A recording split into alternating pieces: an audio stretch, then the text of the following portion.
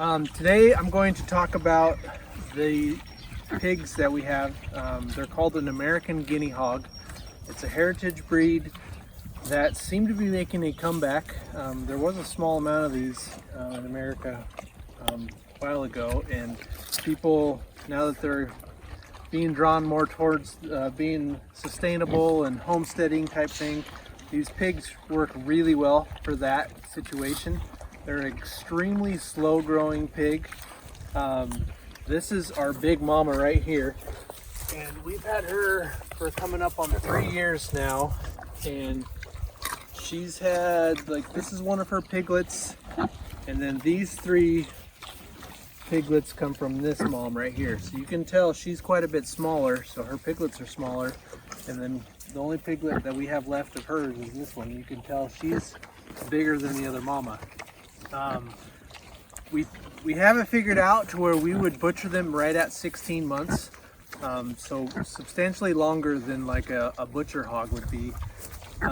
The reason is because we feed them produce from one of our local markets.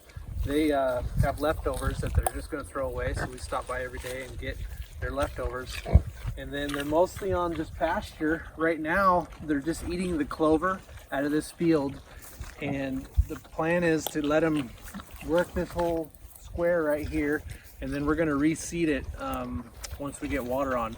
And as you can tell, they are eating the grass, but this was all full of clover in here, and they really rooted it up, and it's not terrible bad where it's bumpy everywhere. And they've been in this area for a week, and then next week we'll move them again. So with these piglets, they're extremely docile with kids, adults, everything. Some of the problems we've had are the boars. We just have struggled keeping them contained. Once the females go into heat, I don't think Fort Knox could keep those boars in there. They get out of everything. They just cause problems. So we've kind of adapted the buy a boar, use them, then turn them into sausage. And the sausage does have a little bit of a gamey taste because it's an intact boar. Most of the people in my family don't mind it. Some of those that do, they just don't eat it when we're eating it. So amazing pig. I would absolutely recommend them. We've had 3 batches of piglets out of them, and then we sell the piglets.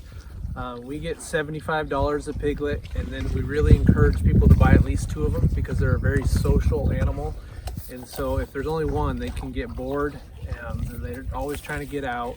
But if you keep 2 of them together, they keep each other entertained, keep each other warm at night, and so we'll sell them for $60 a piece if people will buy 2 of them. So we're not making any money off of these, because in the wintertime we do feed them grain because there's no grass for them to eat. So feed them grain, and then we'll also give them alfalfa to keep them through the winter. But I haven't fed them grain in over a month because they've been in this field and they just haven't eaten it, and they're putting on weight. They're looking really good. And so we'll go over to the piglets and we'll kind of show you those as well.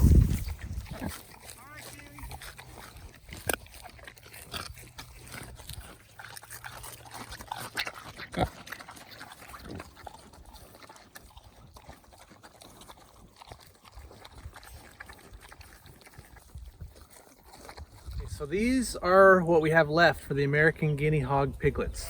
They are almost 8 months old, so substantially smaller than a butcher pig.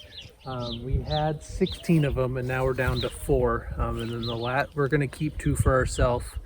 And then someone's coming today to pick up those last 2.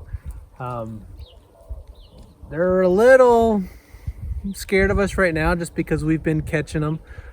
We've found that once we get it consolidated to the group that we're going to keep, and then we leave them, just we're feeding them instead of chasing them around all over, they will really become attached to us. So we're narrowing the herd down right now, and they just eat the grass. As you can see, we got a pile of fresh produce for them. We got some radishes in there, some beet tops, some lettuce, pepper, turnip, They always eat all the fruit out of there first. So there was apples, there was strawberries and blackberries. So they'll eat all those first. One thing that is extremely important is water.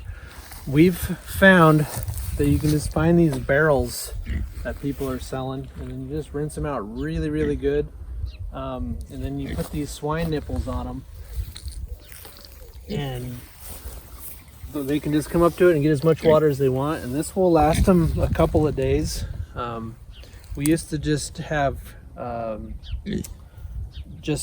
of these cut in half, like a trough set up, and they would lay in it and knock it over, so we were having to change it 3 or 4 times a day. And so this, they can't knock it over, and they actually will create a little mud puddle under it if they want some, like a place to wallow. And then in the winter time, we just stick one of those heaters in there, and it keeps it from freezing. It actually keeps it really warm for them, so I think they like that in the winter, having some warm water. So it's important. We can actually tell when they run out of water because they start thinning out really quick. And then for the house, I just built these A-frame things because this is what we had, and I didn't want to go buy anything, so we had a bunch of leftover metal. And they love the straw. They'll bury themselves down in there on cold nights, and we don't need any heat lamps or anything like that, because they're so hairy, and with a little bit of straw they will stay warm at night. And then also they'll nibble on it throughout the night too. And one thing that is extremely important when people see this, like, oh, you didn't want to cut that, I left this long on purpose so we can carry these around because we're constantly moving them. So this is probably 18 inches long here, so leave it so then you can just put it up on your shoulder and you can carry it all around. So yeah, it's something we've done for almost 3 years now. We love these pigs. They can be kind of a pain because we have to move them on a weekly basis, but as far as pigs go, they're very containable. And as far as containing them, if I was to do it again, I would only buy hog panels instead of ranch panels. One reason is they're shorter, so we can get in easier. They're easier to move around. And then when the piglets are born, they can actually fit through the ranch panels, and they cannot fit through the hog panel. So if I was to do it over, I wouldn't have bought any of the ranch panels. I would have just bought hog panels. And attaching them, we just throw on a couple zip ties, and it makes it easy to unhook them and move them. So yeah, if you're ever interested in getting American Guinea Hogs, I highly recommend it. There's starting to be a lot of information on the internet about them. So yeah.